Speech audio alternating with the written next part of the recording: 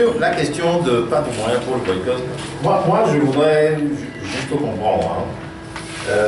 Vous avez tous suivi les élections législatives de 2013. On nous a dit qu'elles ont été boycottées par le tiers de l'électorat togolais. Oui ou non? À partir du moment où il a été boycotté par le tiers, sans que les grands partis aient fait campagne, bon, j'ai dit tout à l'heure que nous avons appelé, nous avons sorti une déclaration, nous l'avons fait publier. C'est que celui qui décide en dernier instant, c'est le peuple togolais. Et bien évidemment, les mots d'ordre que, disons, lui envoie telle ou telle formation politique comptent dans la balance. Alors moi, la question que je voudrais bien comprendre, c'est si ceux qui implicitement nous disent quelque part qu'il ne faut pas appeler le boycott, mais qu'il faudrait appeler les populations à suivre. Hein, bon, les élections et tout ça, mais s'ils veulent que nous fassions comme les autres pour légitimer un processus bancal. Mais nous sommes en démocratie, nous disons que nous ne voulons pas entrer dans ce processus-là. C'est notre droit le plus absolu. Comme la majorité du peuple togolais aujourd'hui se prononce pour le boycott, demandez aux gens, et puis vous verrez. Moi, il m'a été dit quelque part que le pasteur Klagba aurait pris cette initiative parce qu'il était déboussolé par l'opinion ou les opinions exprimées par ses fidèles qui majoritairement se prononçaient pour le boycott en disant nous n'irons pas voter à la prochaine mascarade électorale. Donc c'est pas nous qui sommes en cause, c'est le peuple togolais qui lui a déjà décidé. Maintenant, ce qui fait désordre dans cette situation, c'est toutes les propositions qui viennent où on dit il faut donner un troisième mandat à Fort. Vous comprenez ce que ça veut dire? On dit il faut lui donner un troisième mandat. Ça veut dire que ceux qui disent ça sont conscients de ce que les élections qu'il va y avoir ne sont pas des élections démocratiques, qui aura mascarade, et que même dès lors qu'ils s'engagent dans le processus électoral, ils savent que les dés sont pipés d'avance et Fort va se proclamer élu. Alors, vous voulez qu'on accompagne ce processus? Nous disons non, nous ne le ferons pas. Parce que nous sommes des démocrates, nous savons que les élections sont déjà jouées. Les ordinateurs sont déjà programmés pour cracher des résultats les mêmes qu'on a déjà paramétrés dedans. Et nous ne voulons pas nous associer à cette mascarade et légitimer ce processus tordu qui va se passer. Bon, maintenant, si des journalistes veulent le faire, libre à eux. Mais qu'ils ne tentent pas ici de nous pousser à faire comme eux. Nous ne mangeons pas de ce pain-là. Que ceux qui veulent le fassent, c'est leur affaire. Nous sommes en démocratie, chacun est libre. Mais nous avons fait le choix d'appuyer le mouvement du peuple togolais pour refuser ces élections. Alors, on dit, oui, vous n'avez pas de moyens pour le boycott, etc. Mais vous savez ce qui va se passer dans les prochaines semaines, dans les prochains jours? Mais je donnerai juste un exemple. Actuellement, les établissements scolaires sont fermés.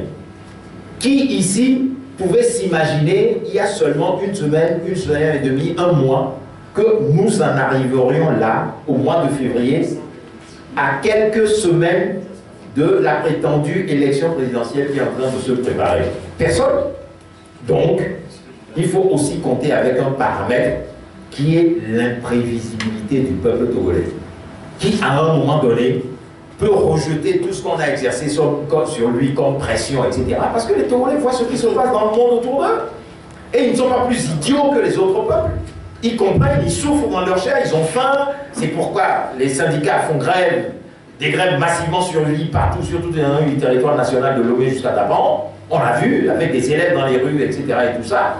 Et donc, nous savons que le peuple togolais lui-même a la capacité de changer la situation.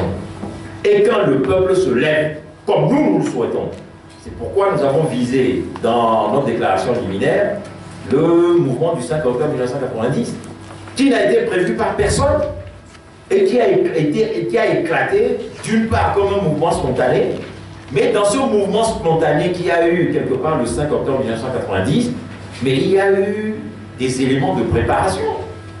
C'est tous ces militants qui clandestinement distribuaient des tracts, tentaient d'éveiller les consciences, etc. Et lorsqu'on a arrêté certains d'entre eux et le procès a commencé, Mais ça a permis à tous les autres qui jusque-là ne bougeaient pas de se libérer, de sortir dans les rues, etc. Et nous voulons jouer le rôle des veilleurs de conscience, comme ceux qui ont préparé les conditions de surgissement du 5 octobre 1990, avant cette date fatidique en fait. Moi, c'est tout. Est-ce que nous allons réussir? Est-ce que nous n'allons pas y arriver? Et ça, c'est le peuple togolais qui va trancher au dernier moment. Donc, il n'appartient à personne et nous n'accepterons pas qu'on fasse pression sur nous ici ou ailleurs pour nous interdire, nous faire rentrer dans les rangs comme tout le monde. Nous ne ferons pas la politique de la majorité, nous ne sommes pas des moutons de pâlure qui vont suivre les uns les autres pour conduire le peuple togolais vers la ville. Et ça, il faut que chacun le comprenne très bien. Sur la deuxième question à propos du médiateur, bon, je me permettrai d'avancer également. Nous ne sommes pas pour avancer vers des négociations, des tractations de tous ordres, etc. Nous avons dit ici que pour nous, notre seul interlocuteur, notre seul médiateur, notre seul instrument, c'est le peuple togolais. C'est avec lui que nous avons affaire. Donc toutes les tractations de police, etc. et tout ça, vous avez vu dans la déclaration, nous l'avons dénoncé. C'est pourquoi nous avons donné les informations sur ce qui s'est passé dans cette rencontre avec le pasteur Plagorge.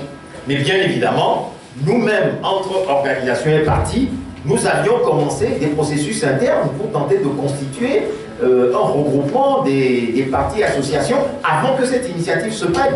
Bon, maintenant que nous constatons que d'autres choses viennent parasiter cette marche-là, ben, nous revenons en arrière et nous décidons de constituer un pôle quelque part pour dire nous procédons autrement. Et que ceux qui veulent nous suivre, nous suivent. Après, c'est tout. C'est notre droit, c'est la démocratie. Merci.